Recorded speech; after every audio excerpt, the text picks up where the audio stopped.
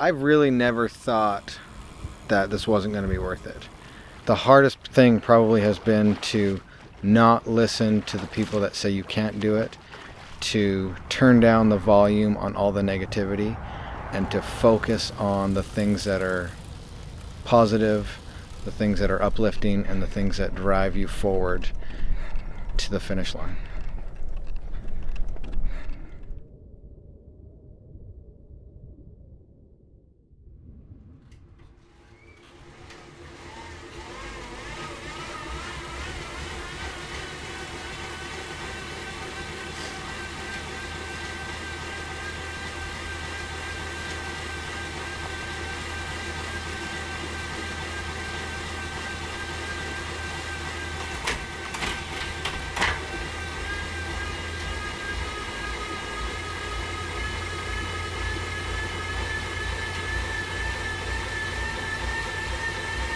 My name is James Lawrence. I'm a husband, a father, and a triathlete. In 2012, I broke the world record for the most iron distance triathlons done in 1 year. That number is 30.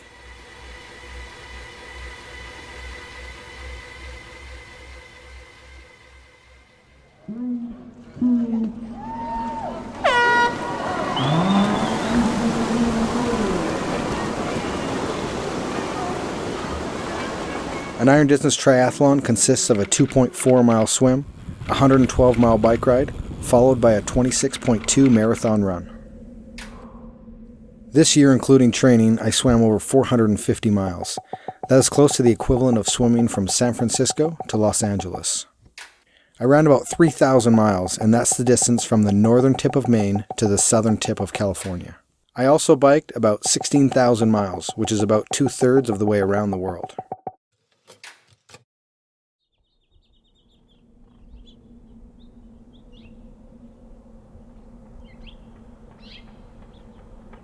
I did this project in 2012 for myself, my kids, and my wife. We had a lot of people out there tell us that we couldn't do it, and this was actually a great opportunity to prove to them that we could. But mostly just prove to myself and my children that if you go out and you set a goal, you go, you do it, and you take care of it. By doing this project, we had a great opportunity to inspire people, to motivate them to doing something bigger than themselves. It was a huge blessing for us and an opportunity to go out and raise money for charity. It affected a lot of people out there that we didn't even know, and hopefully impact their lives for generations and years to come. In order to have success and accomplish this goal, there were many moments where I had to rely on people, I had to make good connections with people, and I don't think I would have made it to this finish line or achieved this goal had it not been for the energy and efforts of others. A race in particular I can think of would have been the 27th race of the year, where I had an awesome opportunity to race with a boy named Dayton. Dayton has cerebral palsy and he can't swim, bike, or run on his own. And I simply wanted to give him the opportunity to be an Ironman and help him cross that finish line.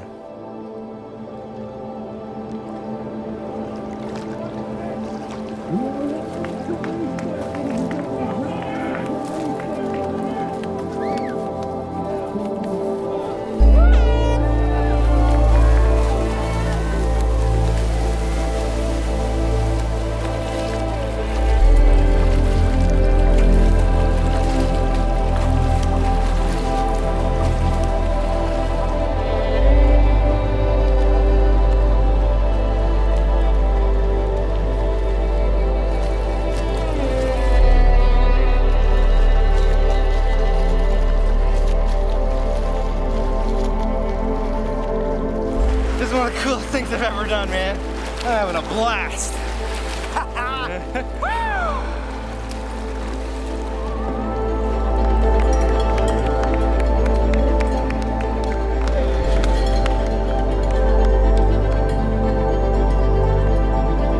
By mile 30 of the bike ride, I was completely demoralized. There was a severe malfunction with the cart that almost made it impossible to continue. I completely wanted to quit, but as I looked back at Dayton, I realized I couldn't, and that absolutely wasn't an option. Had it not been for his energy, his spirit, I don't think I would have made it through that day.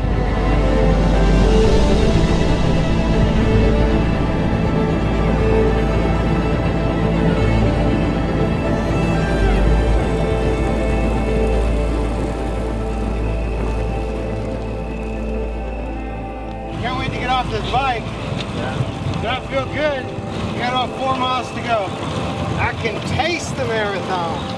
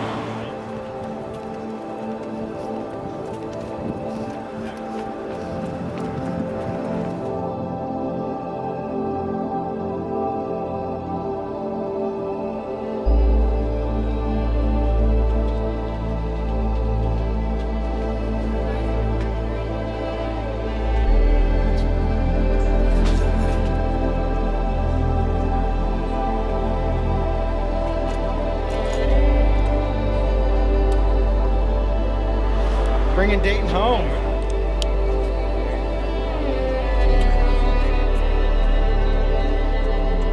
I don't think I will ever forget that day with Dayton. It was one of the more special, more real days I had all year.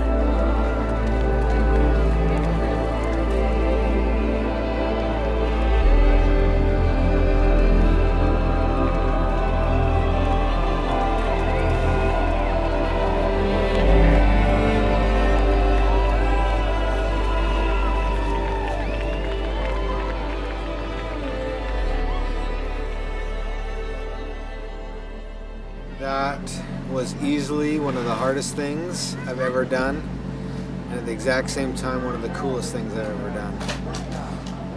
I wanted to quit at mile 30 on the bike ride, and I kept thinking to myself, Dayton can't ride a bike, and I get to ride my bike today. And I kept saying to myself, I get to ride my bike, I get to ride my bike. And then we got to the run, and I kept saying, Dayton can't run, and I get to run today. And it was really Dayton that got me through that whole thing. I was done. I was completely exhausted, and I just couldn't quit. And so it was one of the coolest experiences I've had this year. So thank you, Dayton.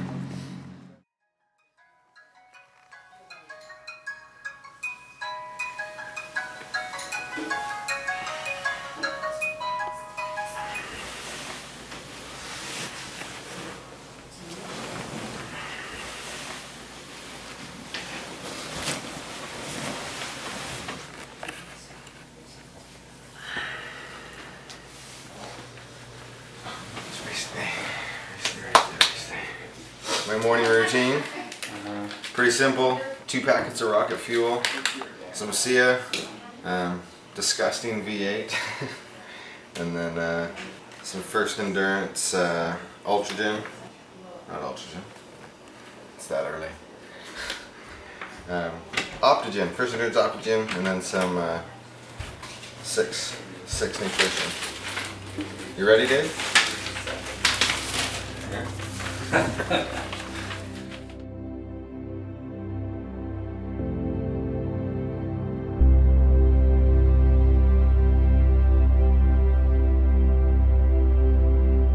Probably 2 of the hardest components that I had to deal with all year was logistics and finances.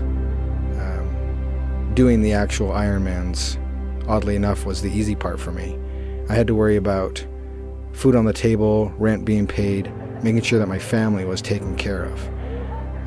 Once I got to the start line of the race, I was in my zone. That was my element. I knew at that point all I had to do was swim, bike, and run, and I knew I could do that. Here we go. We're less than a minute away from the 30th Ironman of the year. Here we go, baby. 3, 2, 1.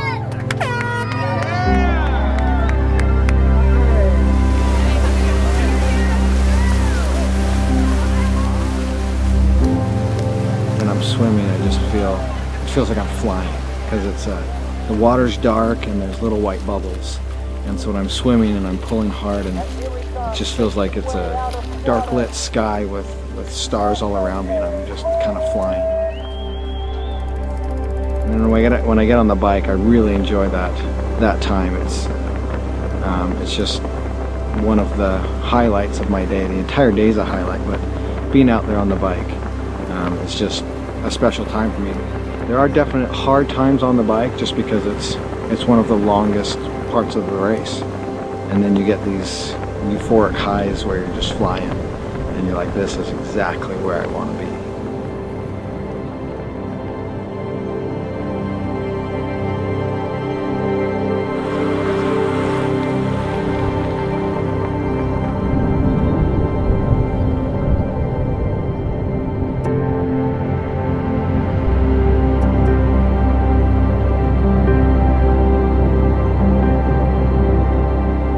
Time to do the last 26.2 miles of the year.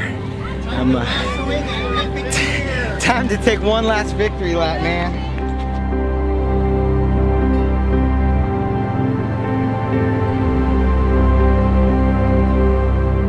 And then once you start running, it's just a marathon, right? But that's when you really get into the heart of an Ironman.